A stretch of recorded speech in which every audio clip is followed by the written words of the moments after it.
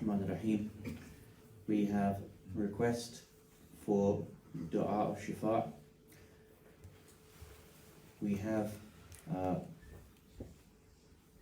Brother Qasim Bukhari's father-in-law has fallen ill and he's in hospital.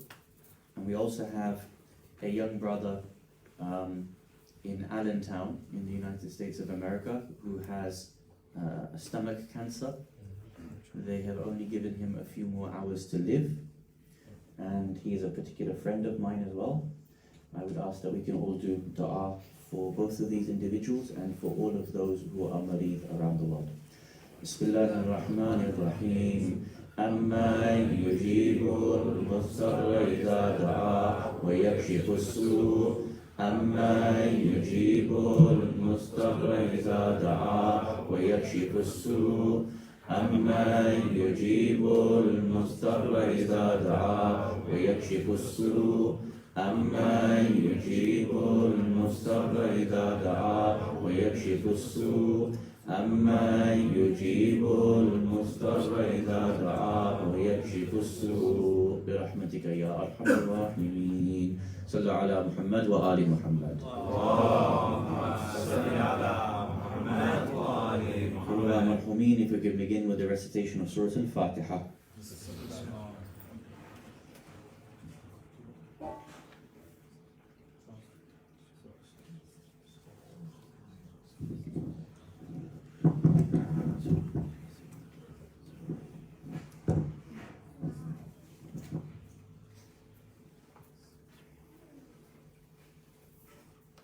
صلوا على محمد وآل محمد.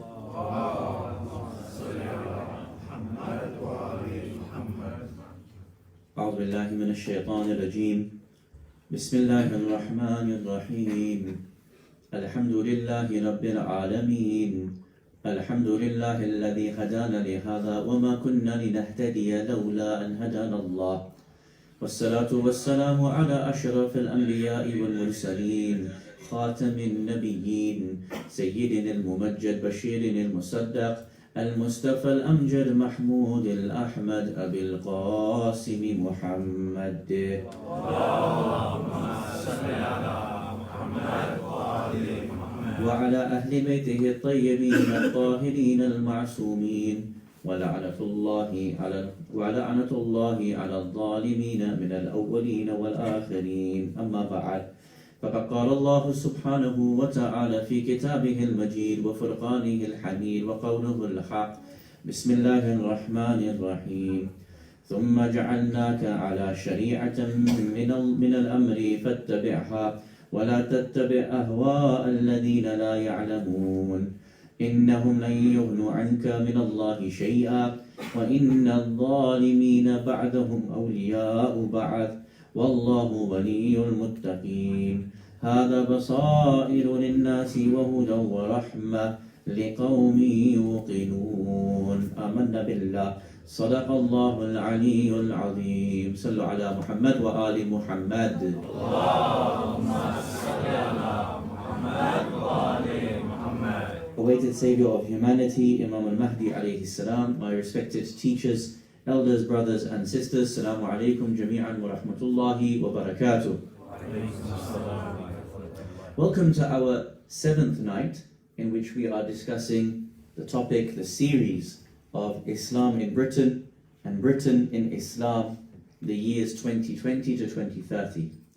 Last night we looked at the next priority of how our responsibilities to bring about a positive Islam based on growth, an Islam which is based on change and development of the British society. And this was based upon the hadith of the Prophet Muhammad sallallahu alayhi wa alihi. He says, لا خير في الوطن إلا مع الأمن والسرور, that there is no value to living in a place unless there is accompanied with it security and happiness. And so yesterday we started looking at the issue of security and how the minorities in this country are again facing the rise of proto-fascism and the rise of the far right And of course, this is a trend that is happening across the world. The questions we asked yesterday were two. Number one, what are the belief systems of the far right? How does that manifest itself when it comes to things like the mass media? People on the street, the average Joe, believing in some of these ideologies. And then what are some of the things that we can be doing at a strategic level whereby we would be able to counter the rise of the far right? We mentioned, for example, 4 basic belief systems of the far right. We went through them, discussed them, and debated some of them. For example, the belief that races shouldn't mix, because when races mix, the worst race will pull down the better race. Or, for example, the belief system that there is such a thing as a particular British value or a particular British culture which the rest of us are somehow unable to participate in. And so the moment we bring our values, they are incompatible with so-called British values. We ask the question, well, what are British values? Such that those values cannot be found in any other society, cannot be shared by any other community. Having looked at some of these arguments and debates, we then found the way in which it manifests itself into the media. And we looked at, for example, how the MCB and the monitoring communities are actually showing us how the media then bring about this idea of far-right beliefs into the normalization of the discourse in society. And then we began to challenge and stated that if you see the example of our beloved Prophet, the way in which he dealt with hate, the way in which he dealt with purposeful misunderstanding, was that he approached these individuals with love, care, and attention to their circumstances. And this needs to be the starting point of how we also respond to the challenges of the far right. We stated yesterday that we need to be able to bring these individuals into our Husseyniyat and into our masajid. We need to challenge them, talk to them about their beliefs, present the other side of the coin about Islam such that they may never have heard of. The reality is, all they know about the Prophet is what propagandists tell them. I remember in one of my debates with a gentleman from the far right, I asked a simple question: how much of the Quran have you read? And he responded with nothing other than the verses that he uses to debate, to say that Islam is violent, Islam is oppressive, and so on and so forth. Can you imagine? A person who wants to debate against the belief system hasn't even read their primary text. I remember there was you might find this on YouTube if you want to watch it, it's hilarious. Tommy Robinson went on, I think it was ITV. Where does Piers Morgan, which channel does Piers Morgan disgrace with his presence in the morning? It's ITV, yeah? So Good Morning, GMTV, yeah? Say again? Good Morning Britain. Good Morning Britain, thank you, yeah? So if you find it on YouTube, it's there. So Tommy sat with Piers Morgan. I mean, those are two giants of something, I don't know what, yeah? So these two individuals sat face to face to have a discussion about the far right and about Tommy's beliefs, you know, after he published his book and all that. So, which of course would have been ghost written, right? But just think about this, yeah? Piers Morgan asks this question, and it's hilarious how silly these people are, how lack of knowledge they have about this discussion. They're having this discussion, and Tommy Robinson asks this following question to Piers Morgan. He says, have you read the biography of the Prophet? Right? Piers Morgan doesn't realize that there is no autobiography of the Prophet. The Prophet hasn't written these are ahadith, and then scholars, historians have decided to write the biography. The immediate response should have been, well, which biography are you talking about? Is it from this scholar or from this scholar? Is it from this tradition or is it from this tradition? What angle of the biography are you taking? This is the level of discussion that people are having. They don't know. They just aren't aware.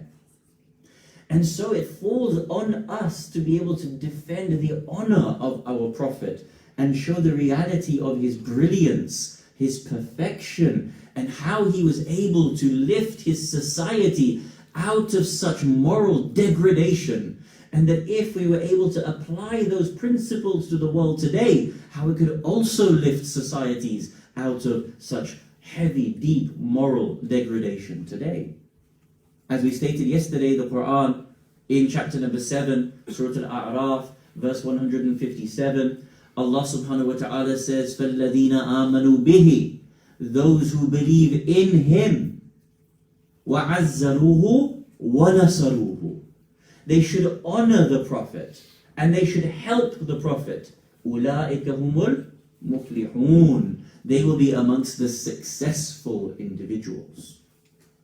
So if we want to have that quality and characteristic in a world today that is so outright ignorant and attacking our noble messenger, we need to be able to understand deeply his prophetic mission, his prophetic model, and his prophetic personality.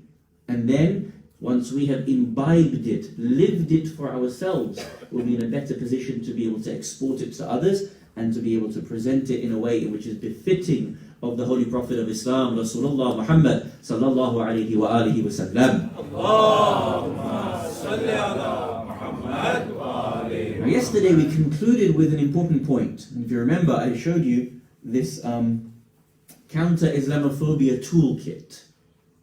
And this is mentioning 10 ways, strategic ways, that we can actually counter the Islamophobia industry, which is also so embedded with the rise of the far right. The last one we mentioned to you was we need to de-radicalize the government. And I think it's important that we just return to this, expand on it a little bit so that we understand what we mean by this before we go further into our discussion tonight. You see, when we say de-radicalize our government, the position we are taking here is opposite to the position that is normally understood about Muslims. Normally, the discussion is, well, we have to de-radicalize the Muslim. Yeah? But in reality, out of all of the 6.5% of this country that is Muslim, the 2.5 million Muslims that are in this country, there were no more than a few hundred of those individuals that went to go and support Daesh. That is a tiny, tiny percentage. Negligible percentage. And as we've seen across the West, actually the rise of the far right is actually the biggest security issue across the Western world at the moment. As an example, a statistic that came out recently was that in the United States of America, the majority of terrorist attacks that took place last year in the United States of America were from far-right individuals. That's an important stat, meaning that we don't need to be put on that back foot of being apologetic, being on that back foot of having to claim that this problem is a bigger problem than what it is in Britain. Yes, of course, there is the problem of radicalization, extremism, amongst certain sectors of the Muslim community. We are all working very hard to deal with that. But our starting point has to be a realization that actually the fact that this government has lurched towards the far right and tried to integrate their policies into their main part of their own political agenda, it actually tells us that the government needs de-radicalization. What does that mean? Well, yesterday we read out some of the commentary from this Islamophobia toolkit, a very important and well-known academic document. And the first thing was that institutionally, systemically, there needs to be a removal of racism and racist policies from the government. As an example, you'll remember that our previous education secretary was who? Michael Gove. Many of you may know this. Michael Gove, in his period, wanted in the education system for there to be more stories, more positive teaching about the British Empire. So now, instead of us actually coming away from colonialism, certain sections of our government want to impose and remind us about the ideas of colonialism. Not for the purpose of then helping us think through reparations, thinking about apologies that needs to come from this country to a third of the world for the damage that they have done systemically over 3 centuries, but to actually reinforce this in the mindset of British children. You want to de-radicalize the state? Actually understand the damage that it has done systemically in its education process. Or, for example, the state, alongside certain private corporations, export billions of pounds worth of weapons to terrorist states across the world. I repeat, the government, in conjunction with certain corporations, BAE Systems, Raytheon, others, Nash, I forget some of them, but they actually export weapons to the tune of billions of pounds, Fraser Nash. They export billions of weapons across the world to terrorist states. Don't tell me the Muslim community needs to de-radicalize when you are supplying ISIS with weapons. The illegal and illegitimate apartheid state of Israel, the illegal and illegitimate state of Al Saud, the illegal and illegitimate state of the occupied country of Bahrain, and many, many others. All of them are receiving weapons from this government. And despite all the evidence to say otherwise, to say that these are going into the hands of terrorist states or terrorist individuals, the government continues to provide arms to these individuals. Please, make a note of this. Please, make a note of this. Now, get out your phones and make a note of this. Go onto YouTube and type in, help me out here, what's the name of the former Vice President of the United States of America? Joe Biden. Type in Joe Biden, weapons, ISIS. 3 words. 4 words, Joe Biden. Joe Biden, weapons, ISIS. There's a video of him, the Vice President of the United States of America, saying, quote, "Our only problem was that our allies in the Middle East, they would supply weapons to Jabhat al-Nusra to the tune of hundreds of millions of dollars worth of weapons." Jabhat al-Nusra is a proscribed terrorist organization in Syria. This is a statement, an admission by, if this was a sanad, if this was a chain of narration, this is the Vice President of the United States of America. And you know what he says? He says Saudi, Qatar, Turkey, these countries, they would hand over weapons, quote, so that there was a war between Sunni and Shia in the Middle East.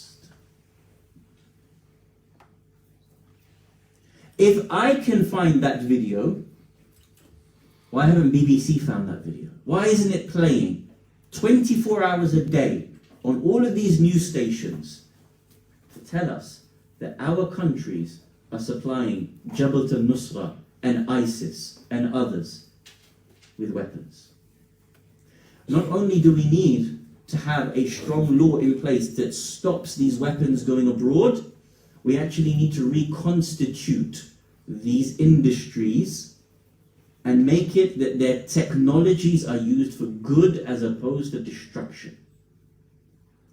And that's very easy, that if you have a government that takes these issues seriously, and you have MPs that take this seriously, if a bill is put in front of them, they would be able to vote for these sorts of laws to come in. It's not hard, but we need to de-radicalize this government, either by replacing it with a just government, or by demanding that this government itself changes its policies. These are things that we can do to de-radicalize the state. And many others, in terms of reporting when policies which are racist policies from government particularly affect any minority or the Muslim community, when any MPs or any particular person who is a public individual says something which is racist or Islamophobic, it gets reported. That person needs to either apologize and amend their ways or be removed from the position that they have. All of these things are things that you and I can do to de-radicalize the government and the state from the Islamophobia industry that it appears to be so closely connected to. Now, don't feel afraid about this conversation. This isn't Bahrain. This isn't Abu Dhabi. This isn't occupied Hijaz. You and I are allowed to talk about those things with freedom of speech. So don't feel afraid to be able to talk about these things, as long as you are accurate, as long as we are not encouraging violence, which of course we would never do. We are okay to be able to talk about the systemic oppression upon Muslims in this community. Our discussion now moves to the second half of this hadith of the Prophet Muhammad sallallahu alayhi wa alihi wa sallam.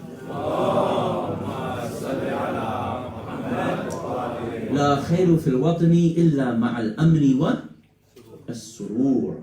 The first half of this hadith is about aman, which we've been talking about in terms of our response to the radicalization of a lot of this country by the far right. The second half of this hadith focuses on surur. Surur, as we mentioned in a previous night, is not just material happiness.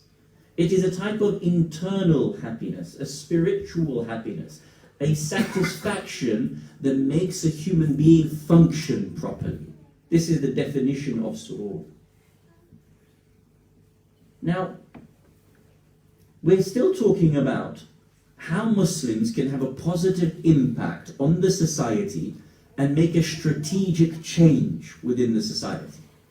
Our discussion tonight is going to be focused around the issue of integration and strategic spending of our wealth, be it in our khumus, be it in our zakat, be it our sadaqat, and the way in which we can actually change this country such that a particular group of people that feel antagonized by the Muslim community, yani the white working class, that particular group of people have a love and a proximity for the Muslim community.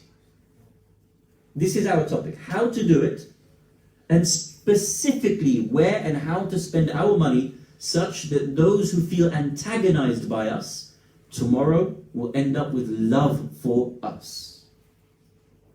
Here in Yorkshire, as we mentioned briefly yesterday, there is a particular number of challenges, isn't there? And you can notice that when it comes to the debate around Rotherham and the types of incidents that happened in Rotherham, the Muslim community is particularly center stage about our values and about the way in which we care for certain groups, particularly white children.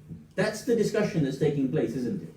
In fact, it's not just that conversation that's taking place about Rotherham and other such locales. Even if you go to places like Telford, which is just in Shropshire, closer towards the Welsh border, even in Telford we've had similar incidents, similar questions that are being asked about the Muslim community, and particularly the way in which we observe and look at children from the white working class communities, our attitude towards them. So we want to respond. We want to not be apologetic for what some nasty individuals have done, and we don't want to cower from the situation. We want to think positively about a strategy that allows us to plan out the next 10 years with a goal that says in 10 years' time, we have completely changed the way in which this group of people see the Muslim community, and particularly our views and attitudes towards children from the white working class. So we need to talk about two things: integration and where our money goes and how we strategically spend our money. Now, what we're going to be doing is having a number of slides, and I've produced about 40 slides. We will probably use about 35 of them. So you can see the majority of our conversation is going to be over here, which means if you need to, feel free now to shift across to be able to see the slides a little bit more, and you will be able to follow along with many ayat, ahadith, opinions of the fuqaha, and we're also going to read out to you about number of different articles so that we have a real grounding and understanding in what's happening. Sallu ala Muhammad wa ali Muhammad.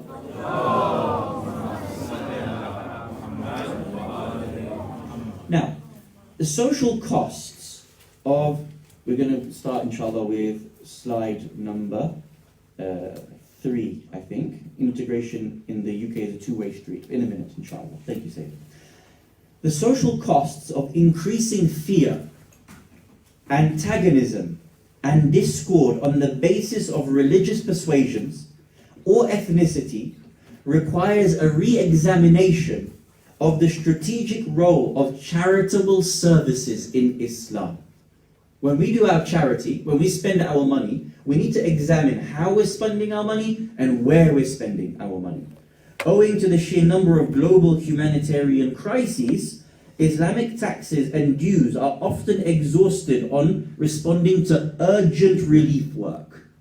Whenever we spend our hummus, it ends up going to places like Iraq and Syria and Pakistan and India and everywhere else. Why? Because there is genuine urgent relief work that needs to be done there. And that's correct. We understand that.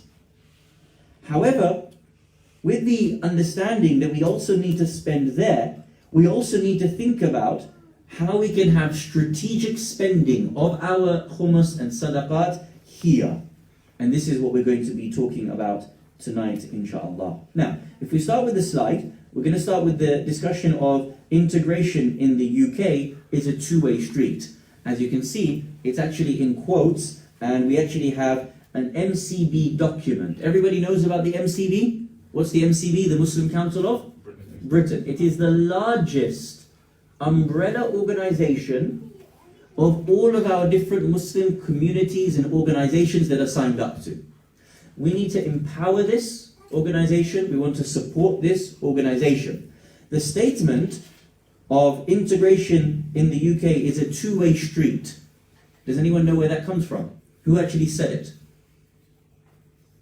David Cameron said it.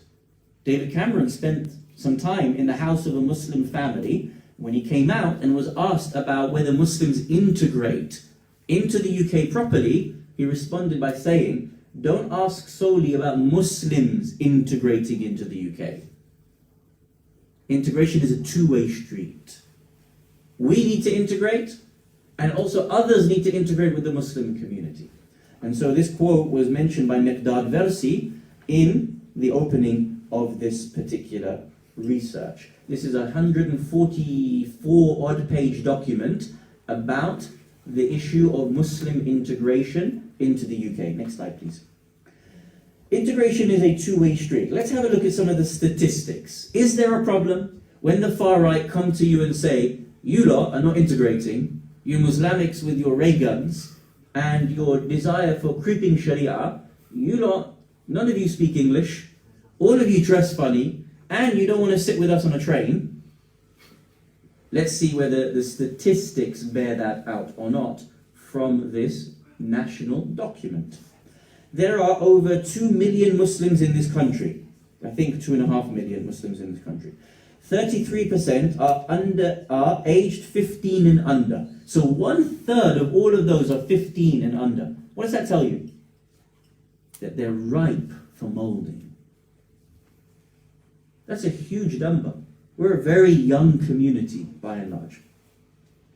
And 47%, almost half, were born in this country, so that they understand firsthand an upbringing, a British Muslim upbringing. Only 6% of Muslims struggle to speak English. They tell us that we don't speak English. Only 6% struggle to speak English. And 73% are proud to state that their national identity is British. So I don't see the integration problems that some people do.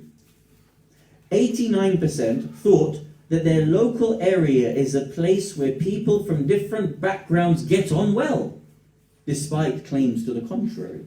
We all think, 90% of us think we get on well with our neighbours. Half of all British Muslims are under the age of 25, with a third under age of 15. By 2020, Bradford will be the youngest city in Europe. Why have I picked out Bradford? Because it's local to the dialogue that I'm having here with you. Because Bradford is also always looked to kind of down upon in the discourse, right? Bradistan and the jokes that are made about Bradford. So it's important we know what's going on in Bradford, so that when people say it, you have some knowledge of actually what's going on there. By 2020, Bradford will be the youngest city in Europe. 50% of the population will be under the age of 25. We have a wonderful opportunity here to be able to mold the entire discourse in that city.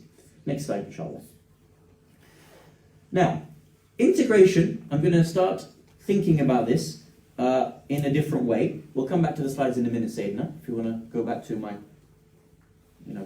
ever-growing beard. I want to be able to mention a couple of things just for a second before we come back to the slide. Now, there's a nice book that's been written, which is called The Infidel Within. Now, it's a play on words, because actually the infidel here doesn't mean the kafir, yani non-Muslim. It means the infidel, how we are perceived. We are seen as the infidel sometimes amongst minorities in this, as in minority Brits sometimes feel that we are the infidel within. This whole book talks about the history of Islam and how it came to Britain and how it started in Britain. Right? It's a really useful book to understand how all of our institutions have grown from decade to decade over the last 150 odd years. Integration is something that is mentioned in the earliest Islamic texts and is focused on so heavily by the Holy Prophet of Islam, Rasulullah Muhammad sallallahu alayhi wa alihi wa sallam. And I think it's important that before we go into some of the financial issues and how we can strategically spend our money to uplift this country, we need to understand the extent of the integration that took place between those who are the Muhajirun and the Ansar. Now remind me, who are the Ansar? Those from the city of Medina. They're the inhabitants of Medina. The Muhajireen are whom? From the city of Mecca. So as you know, over a period of time, several thousands would have come and moved towards the city of Medina from across Arabia and settled into that particular city. Now, do you remember on a previous night I mentioned to you that sometimes there are certain verses about Mecca and Medina. What did I say was particular about Medina?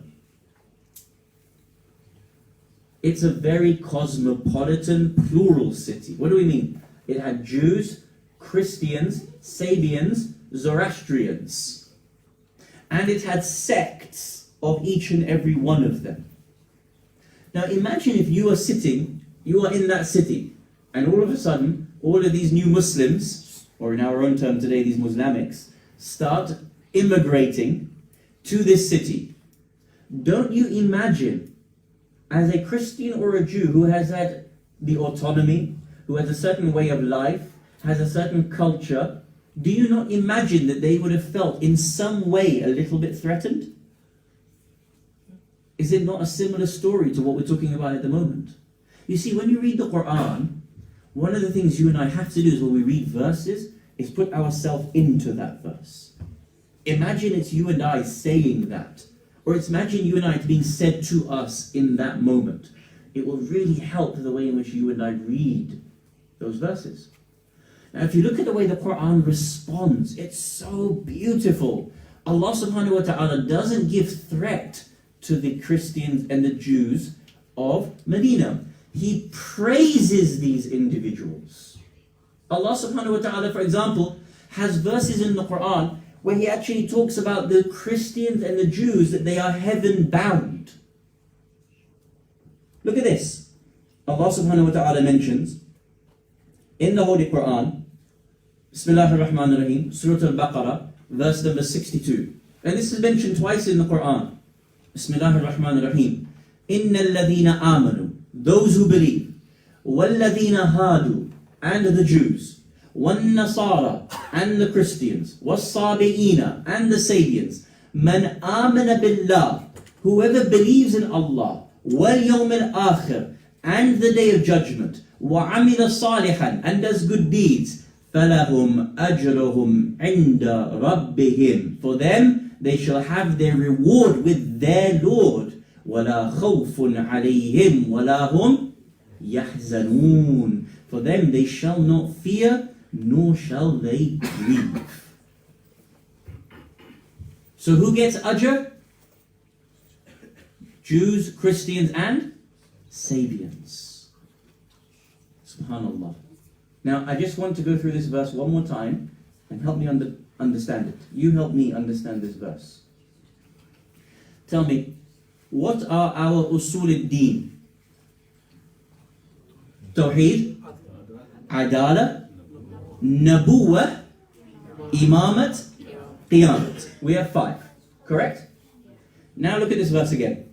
Those who believe, those who are the Jews, and the Christians, and the Sabians, Man amana billah, whoever believes in God, wal yawmil akhir, and believes in the judgment day, wa amila salihan, and does good deeds. What's your belief system?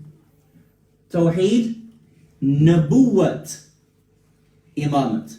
Is Nabuwat mentioned there as a shart? Is it mentioned there as a shart? No. Man amana billah, whoever believes in God, wal yawm al-akhir, and the day of judgment. It skips straight from amana billah to yawm al-akhir. It doesn't even mention the need to believe in that messenger. For them they will have their ajr, وَلَا خَوْفٌ عَلَيْهِمْ وَلَا هُمْ يَحْزَنُونَ. And there's many verses like this, praising the Jews, praising the Christians, that there are mu'mineen amongst them. In one verse Allah said, mu'mineen amongst them.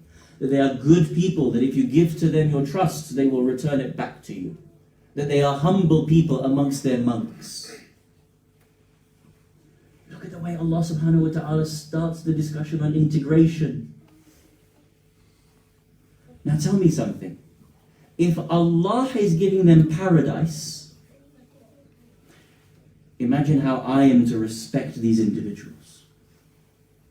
Nay, if Allah says, La khawfun alayhim, that there is no khawf for them in akhirah, can you imagine the Prophet ever giving them khawf in dunya? Do you understand? Look at the integration. Look at the integration that the Prophet had. And the way in which we think about these issues. The way in which we distance ourselves from other communities. Nonsense. This is why we need to read the Quran. This is why we need to read the Quran. This is why we need to read the Quran. I'm not interested in what Maulana X tells you. I'm not interested in what Maulana Y tells you. Honestly, I'm really not. I'm interested in what the Quran tells you. I'm interested in what the Prophet did. And you learning from the Thaqalain. We have a long way to go. Look at the way the Quran spoke about these communities. Do you imagine any of these societies felt any trepidation of a mass migration of Muslims coming across Arabia into their city? When Allah is saying, La khawfun alayhim.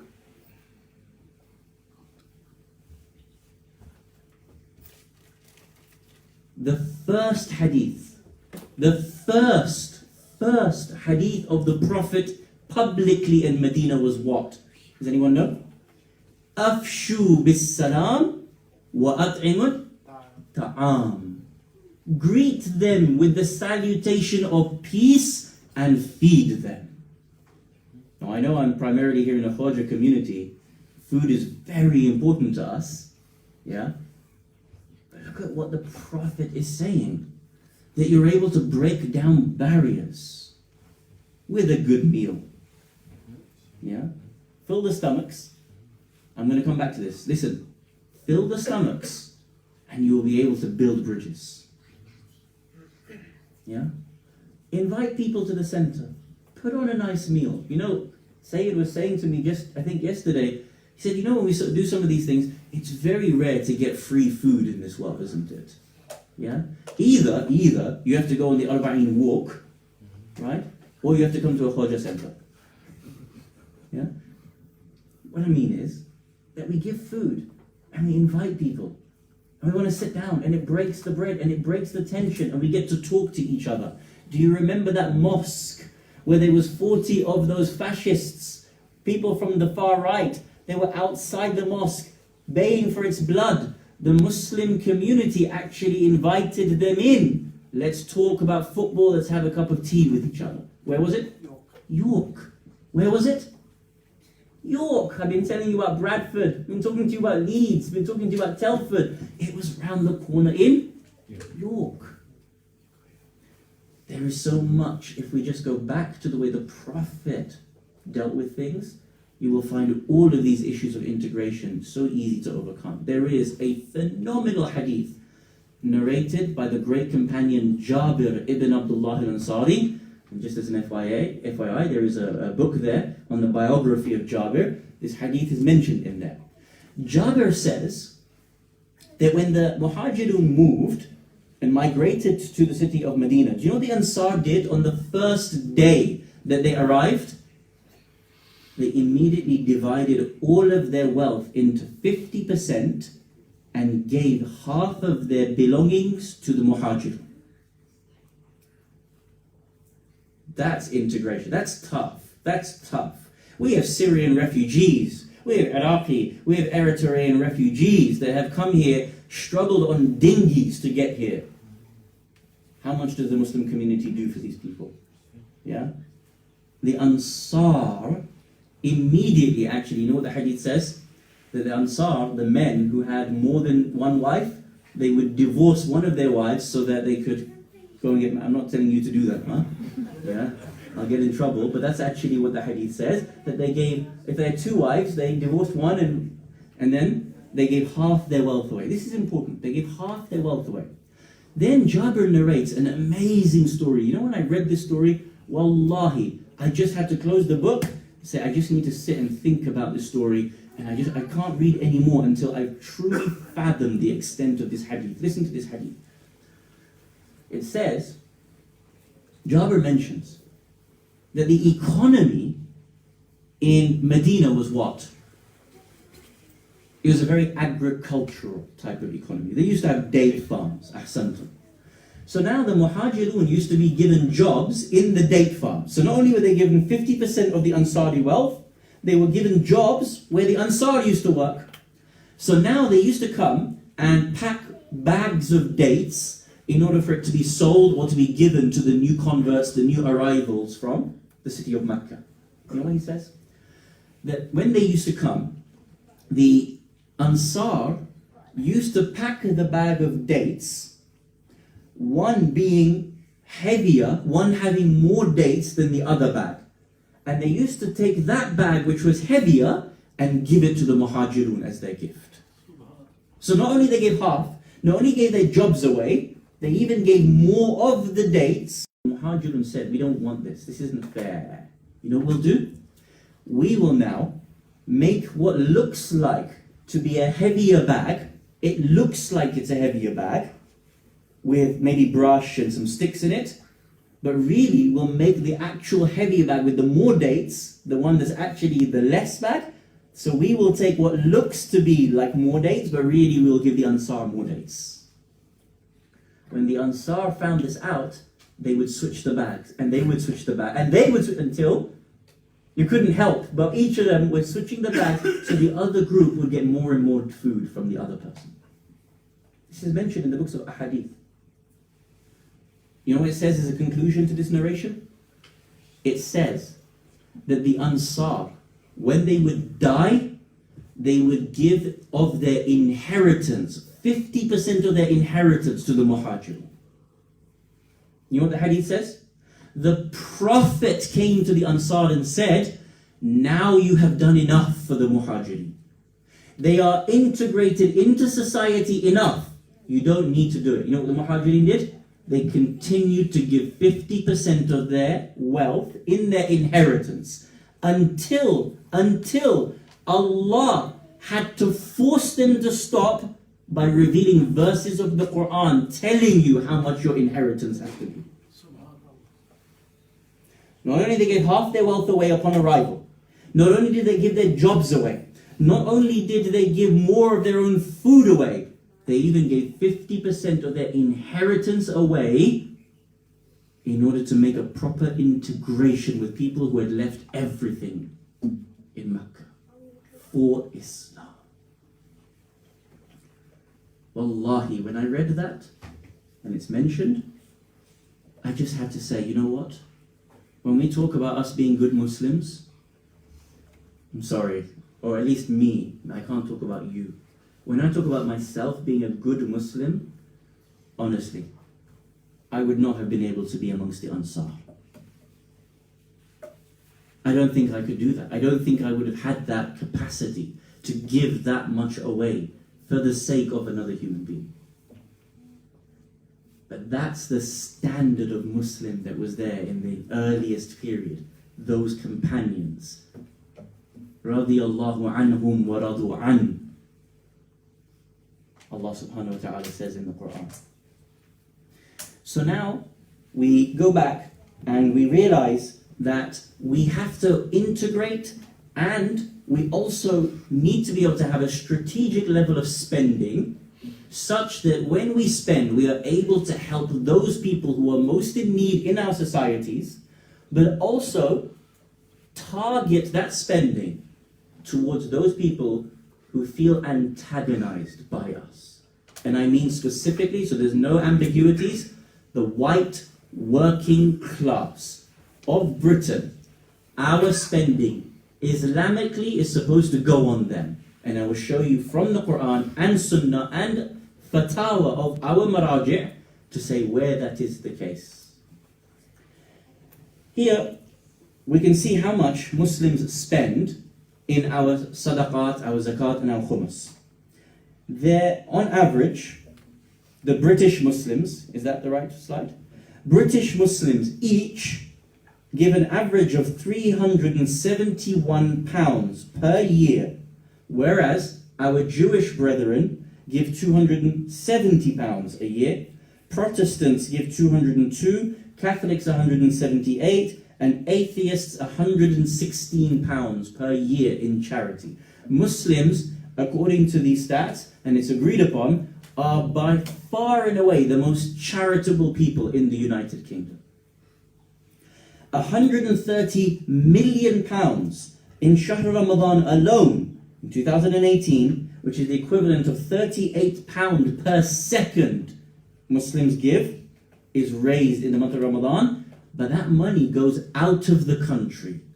£130 million goes out of the country across 40 different countries to raise their standards of living. And I don't mean there in the otherizing sense. Now, next slide please. The community, the Sunni community, may Allah bless them for raising this point, is having a debate amongst themselves before the Shi'as are having a debate amongst ourselves. And that question is, well, where should our money be going? If we're annually raising £130 million, I agree, there is much need in Iraq, there is much need in Syria, there is much need in Philistine, there is much need. But my conversation isn't here about whether there is need there. There is need there. My discussion is, what is the need here? Yes? So in no way, shape or form am I saying don't give money there. All I'm trying to do is highlight the needs that are here. And specifically, strategic. Listen to the words. Strategic spending of our monies. Adim Yunus. Anyone know who Adim Yunus is? Partner in Penny Appeal, which is one of the largest Muslim charities in the UK. He wrote an article for Euronews which said the following. The title was, Muslims are silent about their contribution to society. It's time to drown out Islamophobes. He states, Muslims need to better highlight their incredible humanitarian efforts at home, serving not just the vulnerables in Gaza, but Gateshead too. Where are my friends here from Newcastle tonight? Ahsan, Gateshead is next to you, right? Saving lives in Syria and serving the homeless in Scarborough as well. Scarborough is not far from here as well. Next slide. Now, have any of you heard of ta'leef? Sheikh, you don't need to answer the question. Anyone else heard of ta'leef? Yes or no? No. Ta'leef is a specific type of sadaqah and zakat that is a strategic spend on either weak-hearted Muslims that are thinking of leaving the faith, or antagonists, that when you spend money on your antagonists, they might have love for you, or you will push back the evil plans that they are doing against you. This is very important. What is ta'leef? It is a type of sadaqah and zakat, of which is either to be spent on weak-hearted Muslims that are thinking of apostatizing, or enemies, antagonists, such that if you spend money on your antagonist, either they will have love for you, or it'll push back the evil that they're planning to do on you. This is mentioned in the Quran. Allah subhanahu wa ta'ala mentions in Surah At-Tawbah, Bismillahir Rahmanir Rahim, إنما الصدقات للفقراء والمساكين والعاملين عليها والمؤلفة قلوبهم. So mu'allaf we come from the word ta'leef. Offerings, the sadaqat, is given to the following: the poor, the needy, those who are in charge of collecting the taxes, and those whose hearts are to be won over. Ta'leef. If you want to win your enemies' hearts over, the Quran says you are supposed to strategically spend on your antagonists. And for those who should be freed as slaves, and those who are burdened with debts, and those who are struggling in any cause for Allah, and the wayfarer, this is what is faridatan min Allah. This is an ordinance, it's farida from Allah. It's not something that you guys should be discounting or removing from yourself. The Quran says it's farida from Allah subhanahu wa ta'ala. Wallahu alimun hakim. Allah is all-knowing and all-wise. Meaning, if you actually do what the Quran says, it will help you because He knows and He is wise. Next slide, inshallah. Next one as well. Don't skip over that one. Skip over that one as well. It's titled When Islamic Taxes Are Distributed Properly. Yes? This is a hadith of our sixth Imam Jaffer Ladak, salawatullah wa salamuhu alayhi. Imam al-Sadiq alayhi salam stated, zakat, and this isn't just zakat, only zakat, this is our whole Islamic tax system. Zakat has been put as a test upon the rich to aid the poor. Had people paid their taxes properly, there would not remain a poor Muslim in need. And indeed, people would not be made poor, nor in need, nor hunger, or destitute, except because of the wrongdoings of the wealthy. The only reason as to why we have poverty is because those who are wealthy don't distribute their taxes as they are supposed to.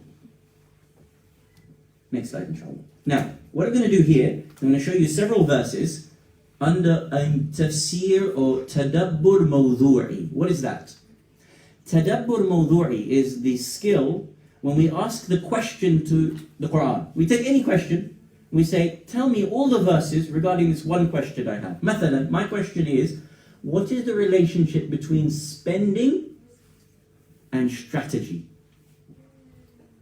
You understand the question? Strategy, why? Because I want to push back on the shar of antagonists. People who don't like Muslims, who don't think Muslims contribute, integrate into this society. So I'm asking the question to the Quran.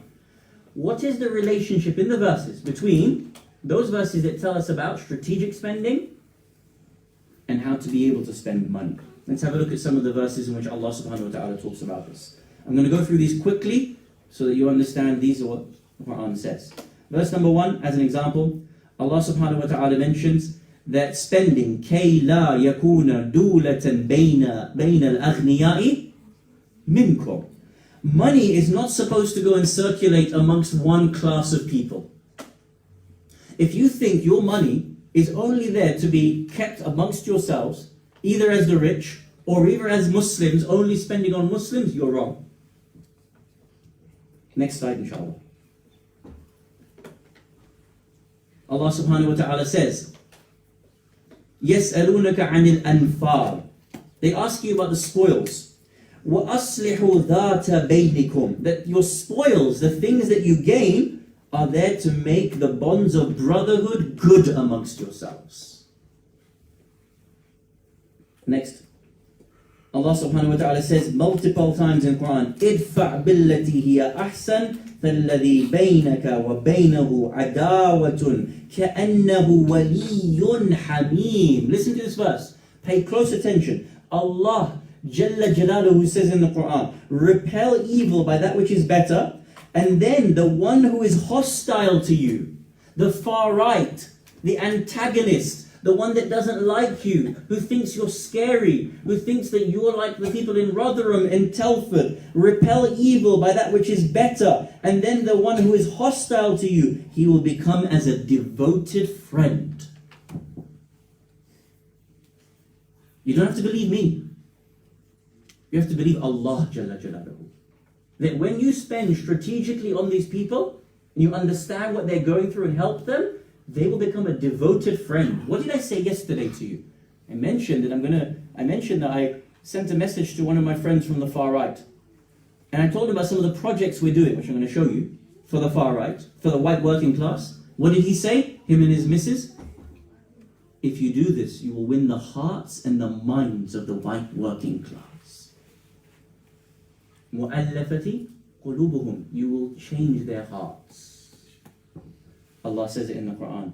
They will start as your enemy. They will end up as your devoted friend. Next slide, inshallah. And spend from that which we have provided, secretly and publicly. Allah says, part of your spending has to be secret, and part of your spending has to be public. Why public? So people know what you're doing. What did Adim Yunus say? Muslims don't tell the white working class about the things that they're doing locally. But Allah told you, spend your money publicly as well. Repel evil with good, for those will have the good end. Next slide. Again, Allah subhanahu wa ta'ala says that وَيَدْرَؤُونَ بِالْحَسَنَةِ السَّيِّئَةِ وَمِمَّا رَفَقْنَاهُمْ يُنْفِقُونَ. They repel evil with good and they spend from that which we have provided to them. Next slide. Should we only be spending when we have lots of money in ease? Or only when we're finding that we are finding hardship in our society? Allah says, look, there he's criticizing. الَّذِينَ يُنْفِقُونَ فِي السَّرَّاءِ وَالضَّرَّاءِ وَالْكَاظِمِينَ الْغَيْظِ. They are those who spend in charity during ease and hardship. We should be spending in both times. Next slide. Now this verse is amazing. But Allah confers favor upon whom He wills of His servants. It has never been for us to bring you an evidence except by permission of Allah, and upon Allah should the believers rely. You want to do good work with the people that have enmity? Rely on Allah. Why should we not rely on Allah while He has guided us to our ways? If Allah has made you guided, you don't think He can make Tom, Dick and Harry also guided? But no, we want to keep Hussein just to ourselves. We will surely be patient against whoever harm you cause us, and let them depend on Allah. Next slide, inshallah. Whom should we be spending on? Allah says in the Quran, وَجَارِ ذِي الْقُرْبَى. Who's that? The near neighbors. And then Allah says, وَجَارِ الْجُنُوبِ. Should we be spending abroad first? Do we spend abroad or do we spend at home first? Allah subhanahu wa ta'ala in the sequence of His verses says, وَالْجَارِ ذِي الْقُرْبَى. You first spend to your nearest neighbors, and then you spend to your furthest neighbors. Next one, which is the last verse I'm going to show you, Allah subhanahu wa ta'ala says that when you spend, فَقُولَا لَهُ قَوْلًا لَيِّنًا, speak to people in a mild manner. When you deal with people, why? لَعَلَّهُ, so that he يَتَذَكَّرُ أَوْ يَخْشَى, he might actually be a person who brings to mind God, or he might actually fear. You know who that's being told to? Musa alayhi salam. He's told, when you go to speak to Pharaoh, speak to him with gentle words, and you'll be able to change people. Either he might come to mind, or he might have ikhsha in him. Next slide, inshallah. Now, ta'lif in ahadith. The Holy Prophet of Islam, Rasulullah Muhammad sallallahu alayhi wa alihi, used to spend money on the worst of his enemies. Let there be no doubt about this. This is the hadith from our fifth Imam alayhi salam, and it says that he used to actually spend on the day of Hunayn, the messenger actually used to spend on Abu Sufyan and Unayna as well. He spent on Abu Sufyan, his biggest enemy. The Ansar, look at the bottom part of this hadith, the Ansar became angry that the Prophet used to spend money on these enemies. And they gathered around Sa'ad bin Abadah, who proceeded with them to the messenger and said, Ya Rasulullah, do you allow us to discuss the problem that we have with you? Replied, yes. He said, if this is a command regarding this wealth which you have divided between your own community, which is something pleasing to something revealed by Allah, then we are pleased with it. But if it's not the case and you're just doing this out of your own desire, we are not accepting that you spend on our enemies. The Prophet asked the Ansar, is this your collective position as per your representative Sa'ad? They replied, our master is Allah and his messenger. However, another admitted, it is true, we are with him and what he has said to you, Ya Rasulullah. So Allah revealed the verse about ta'lif. The Prophet would spend on Abu Sufyan so that he didn't have enmity against the Muslims. Now think about this. Do you remember we mentioned to you a couple of nights ago? Do you remember they were our three brothers and they were the examples of Lat and Uzza and Manat? Do you remember that? What was I saying to you? I was saying that all the wealth was going from that direction to this direction. And when the Prophet came and broke all of these practices and their idols, the Quraysh, they also lost a revenue stream, didn't they? They lost the money that was coming in from all of you giving to them. This is why they used to say, we've never heard of Tawheed. أَجَعَلَ آلِهَةً إِلَهًا وَاحِدًا إِنَّ هَذَا لَشَيْءٌ عُجَابٌ. What a strange thing this is. Why? Because Abu Sufyan lost his money. So of course he didn't like the Prophet. So the Prophet, to save him embarrassment after he lost this great position, the Prophet would spend money on him so that he didn't feel embarrassed in front of his own society. Do you understand? Can you see how strategic the Prophet was with his spending? Next slide, inshallah. Ta'lif in the ahadith. This hadith comes to us from our sixth Imam, Jaffer ibn Muhammad al-Sadiq, salawatullah wa salamu alayhima. It is for the heads of the tribes from the community who would potentially incline towards Islam. The Prophet gave it to them for the purpose of bringing them closer, and it is supposed to be used for that in every era. I'm mentioning this so you understand. We're supposed to be spending this every era. But we don't read the Quran. So we don't know. Imam as-Sadiq alayhi salam says, and ta'lif, strategic spending on your enemies and antagonists, are supposed to be used in every era if required, that the divine Imam should do so. And of course, in the absence of the divine Imam, it comes to our Maraja al-Kiram and then the rest of us. Next, another hadith. I won't go through it because my time is coming up. Next slide, inshallah. I'm just going to mention that this is a unanimous opinion amongst all of our fuqaha. There is no marja since the beginning of time till the end today that differs on the opinion of ta'lif as being either for weak-hearted Muslims who need money, or your enemies who you strategically spend on. I'll give you an example here. Shaykh al-Tusi, next slide. Again, Shaykh al-Tusi, you can read this in your own time. Shaykh al-Tusi again, next slide. Sayyid ibn Zuhra, Shaykh al-Mufid, Shaykh al-Mufid again. These are all 4th century scholars, earliest of our times. Yeah? Next slide. Now, the opinion of Sahib al-Jawahir, one of the biggest fuqaha of our wider era in the last century. Look at the last thing that he says. The condition in giving this financial resource is the hope of a positive effect in the one who receives it. Next slide. Sahib al-Urwat al-Wuthqa, giant of all of our fuqaha. Next slide. Grand Ayatollah Sayyid Muhammad Taqi al-Mudarrisi says, Ta'lif is for 2 groups. 1, the disbeliever whose authority is polarized, to consolidate their relationship and attract them towards Islam in loyalty, or to curtail or push back against their wrongdoings and annoyances against us, or to benefit from them in specific matters such as war. The second is to spend it on weak-hearted Muslims, so to give them the goal of stabilizing and strengthening their relationship in the Islamic society. There is no second opinion. Quran, Hadith, Maraji are united, and as our Imam said, we are supposed to be spending it in every era. Now, next slide. Applying ta'lif in our own time.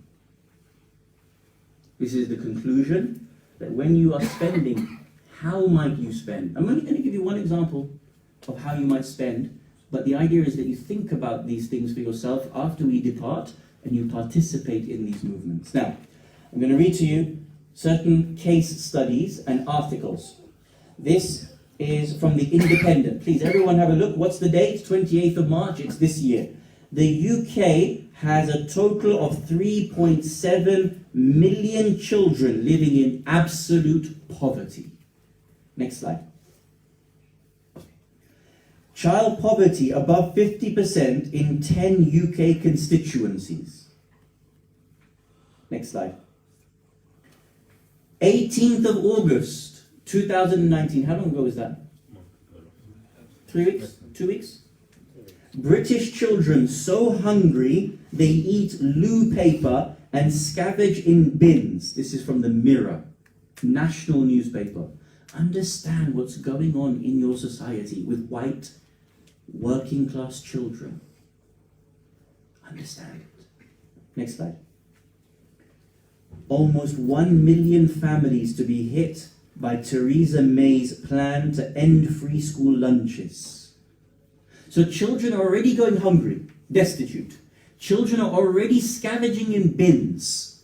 And then when this Tory government took away free school lunches, children don't have anything to eat in the morning, nor do they have anything to eat in the afternoon. They are going out and stealing food in order to help themselves. This is happening in our country. Now, if you're a white working class person and 30 times a day, TommyRobinsonNews.com is sending you that immigrants are stealing your jobs and Muslims want to come and take over your country and they want to come behead you, of course you're going to be scared of immigrants and Muslims. If you think they're taking your jobs, of course you're going to hate them. If your child cannot even go to school with a proper breakfast or lunch. Do you understand? Next slide. Counsel to feed children during holidays after research shows families going hungry. 16th February 2018. Now I'm going to bring it home for you. Please, everyone read this slide. This is from the Yorkshire Evening Post. 4th of May 2019. A group of Leeds-based head teachers, Leeds-based head teachers got together and said the following. children are stealing food and are too tired to learn. Leeds head teachers warn. You know, as I left here after Jum'ah, we were driving back home to my kind host's house, and we went past Al-Woodley. Yeah? So I decided to Arabize it and call it Al-Woodley. Right? So not all areas are as affluent as Al-Woodley. Yeah? You also know that there are other places that are less affluent. Fair? So although many of you might, inshallah, be living a little bit more comfortably, you have to understand what's going on in your own city. This should be basic. Jari fil qurba, thumma jari al-junub. Read this whole text with me. She states, one of the Leeds-based head teachers, abject poverty affects nearly all my children.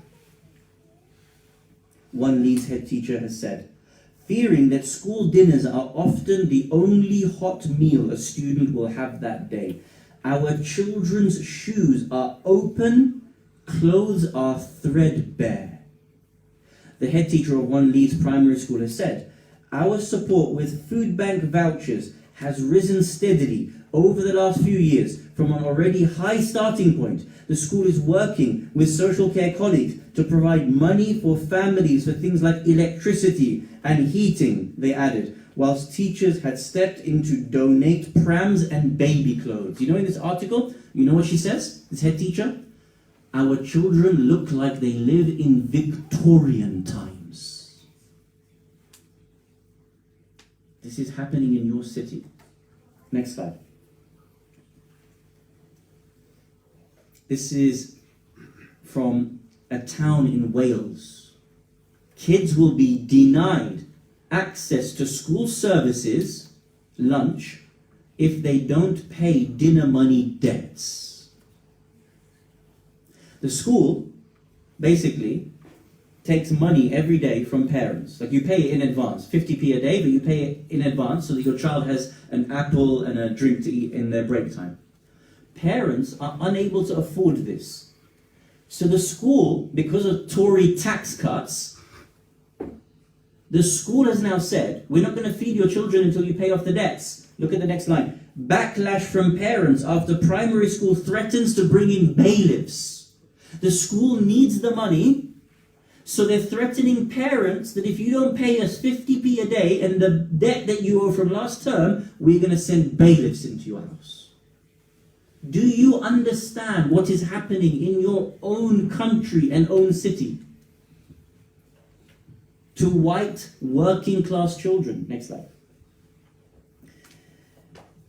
Look at these two stories. Amazing. Girl 6 shamed by teachers in front of school for not even having £1.78 dinner money. 22nd May 2019. Anya Howard was forced to hand back a tray of hot food because her prepaid card did not have enough money on it. This is dhulm. Look at the next one. Boy 9 pays off entire class lunch debt with allowance. 12th of June 2019. A 9-year-old boy collected money to pay off his class school debt so that they could also eat. I ask you again, do you understand what is going on in your own country? Last slide, last slide about this particular issue, and then we'll make a conclusion. Far right. Who's responding? Is it the Muslims that have been told you have ta'leef, that you're supposed to spend on people strategically to push back their hatred? No. Not what the Quran says. You know who's doing it? The far right are infiltrating children's charities with an anti-Islam agenda. Anti-extremism officials say UKIP is among groups seeking to fuel tension over child abuse. Guardian, 5th of March 2019. In Rochdale, a community group for children, child sex abuse survivors, called Shatter Boys, said it had been approached repeatedly by senior UKIP figures, including Lord Pearson, who offered to introduce them to millionaire donors to fund an open-top bus to raise the alarm about grooming gangs. So who looks like responding to the needs of certain communities? The far right. Now, one of the projects that we're involved in, using ta'leef, is that we are writing to schools up and down the country, firstly, those who are local to our Husseiniya in London, and secondly, to those schools that have specifically raised problems. And thirdly, those areas where there appears to be higher dislike for Muslims and immigrants. 3 areas. Those schools that are local to us, those schools that have raised specific concerns, and 3, the regions of the country where you are more likely to vote Brexit. Or, like Rotherham, like Telford, where there are particular problems with Muslims.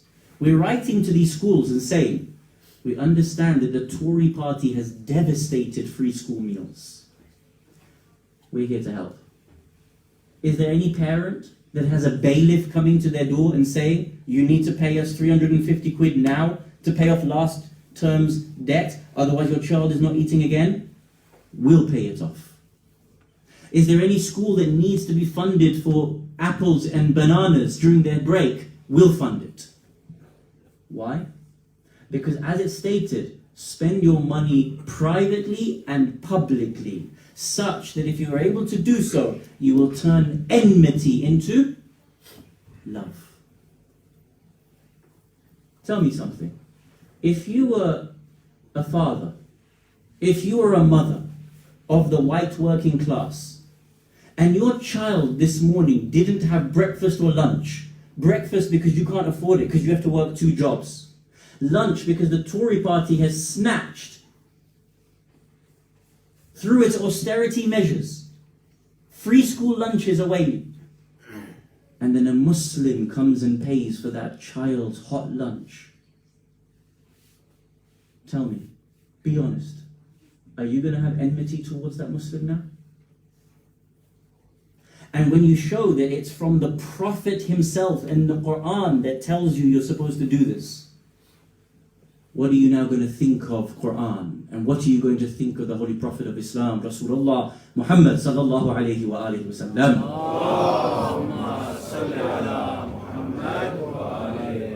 You know what I would think to myself? If that's what the Quran says, I want to know what else does the Quran say? If that's what the Prophet told me as a Muslim to do, to look after people of all the backgrounds, especially those who might be from antagonist backgrounds, misunderstanding backgrounds, those who have been fed propaganda, I wonder what else my Prophet has said. And I tell you what, as much as you will reduce the enmity and misunderstanding about immigrants and Muslims in the adults, you will raise an entire generation of youngsters who love Islam. Because if you are the child who went to school hungry, and you are the child that has to go out and steal food at lunchtime and potentially get a criminal record, or cannot concentrate, and it's the Muslim that's putting food in your stomach, do you really think that white working class child is going to grow up against Muslims? No. There are opportunities, brothers and sisters. Please, think about where your taxes are going. I mean, Islamic taxes. Think about where your sadaqat is going. Think about the strategic opportunities that you have across this country. And start locally, in Leeds, in Rotherham, and other areas where you know that there is going to be poverty, and your strategic spending can lift those people out of the circumstances in which they're in. This is what the Quran teaches us. This is what the Prophet teaches us. And all this issue about integration and whether Muslims care for children from white working class overnight. you will change the entire national discourse about this situation. If you want more information, come to me afterwards. As I stated, we already have this project in London started, and I want to export it across the country. I want Bradford to do it. I want Newcastle to do it. I want Leeds to do it. I want the whole country engaged in this project. And we needed to start with our Muslim institutions, our Muslim charities, and our Husseyniyat and Masajid. And together, we will defeat the rise of the far right, inshallah. Are we on the right? Are we on the right, he asked. Hussein, salamullahi alayhi, responded to Qasim. He said, tell me, how do you see death? Death to me is sweeter than honey. In that case, indeed, you will be amongst those who are written as the shuhada tomorrow.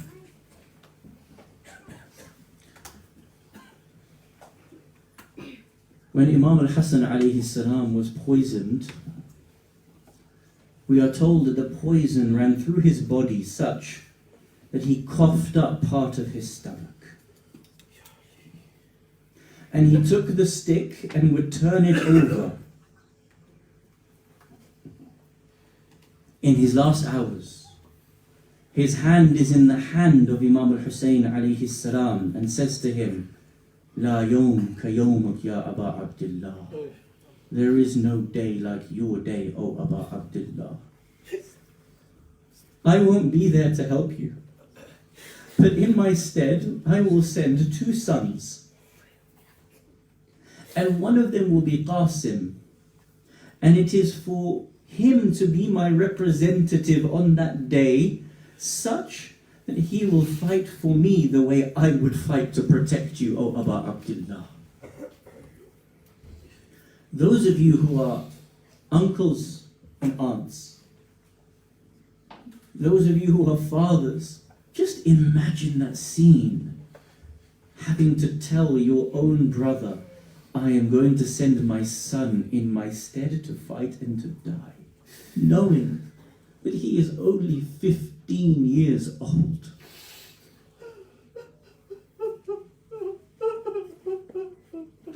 We are told that when Qasim puts on the turban, he actually puts on the turban of his father, Imam al-Hasan alayhi salam, which means that when they struck the sword on his blessed head, they were actually striking against the turban of one of those who are Sayyidai Shababi Ahlil Jannah.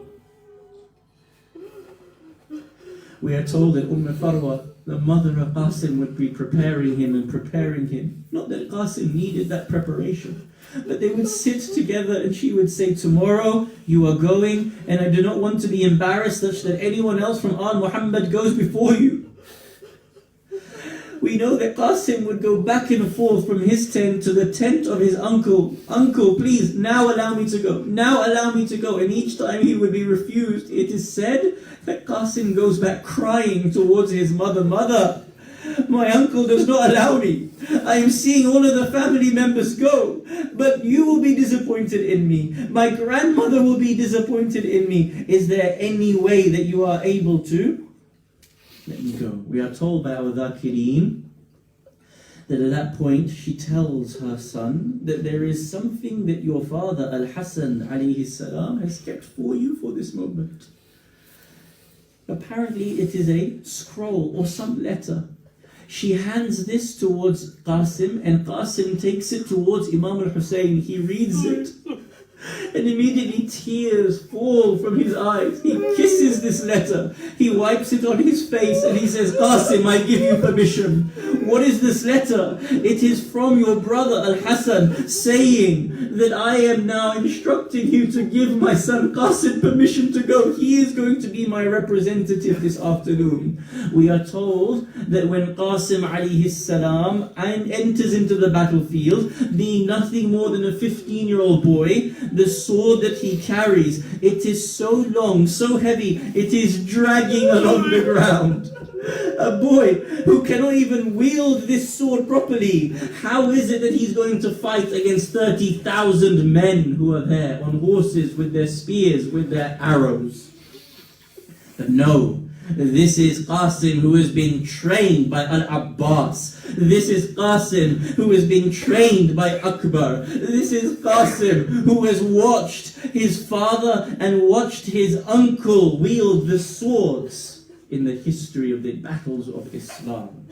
Qasim enters into that battlefield and he introduces himself. He says, Ana Qasim ibn al-Hasan, Sibtun Nabi. I am Qasim ibn al-Hasan. Then he begins to tell them about his lineage. Then the narrator says that this young child's face was shining like a full moon. He enters in towards the battlefield. They begin to surround him. They fire him. They fire at him with every type of weapon that they have. We are told that Qasim is standing and one man called Ibn Fudayl al-Azdi, he comes and strikes Qasim on his head.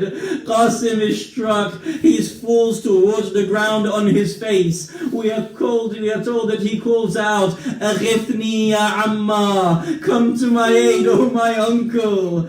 At this moment, the narration says, Imam al-Hussein and al-Abbas come out like raging lions. They cannot stand to see their nephew Qasim lying on the floor, bleeding in his last moments. They begin to fight the enemies. They strike them to the left and to the right.